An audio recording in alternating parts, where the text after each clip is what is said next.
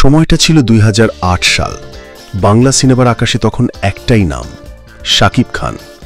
আর ঠিক তখনই পর্দার প্রেম ছড়িয়ে পড়ে বাস্তব জীবনে। শাকিব আর অপু বিশ্বাস একসাথে শুটিং করছেন, চোখে চোখে প্রেম।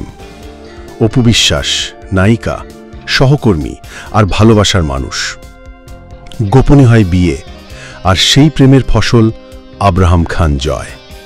কিন্তু যেখানে শুরু ছিল স্বপ্নের মতো, শেষটা ছিল ঠিক উল্টো।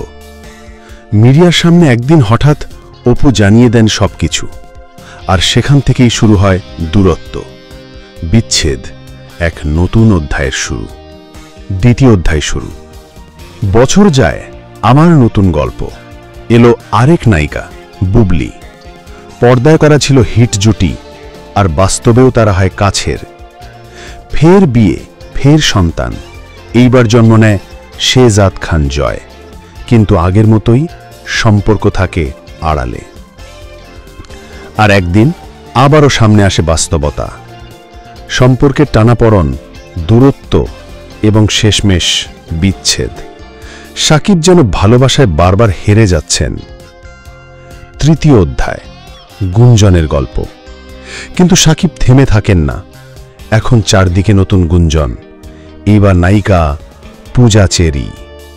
তাদের ঘনিষ্ঠতা, একসাথে কাজ করা, একসাথে সময় কাটানো, সবকিছুই যেন বলে দিচ্ছে কিছু একটা চলছে। পূজা চেরি ও শাকিব কোনো পার্টিতে হাসি মুখে, হাতে হাত।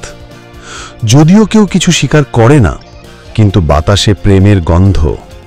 মানুষ বলছে এইবার শাকিব আবার প্রেমে হাবুডুবু খাচ্ছেন। এই তো সুপারস্টার শাকিব খানের জীবন।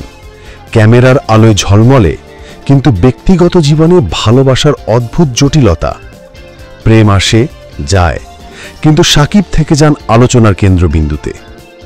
শেষ নয়, শাকিবের জীবনে সবসময় থাকে নতুন চমক। দেখা যাক পরের অধ্যায় কি অপেক্ষা করছে।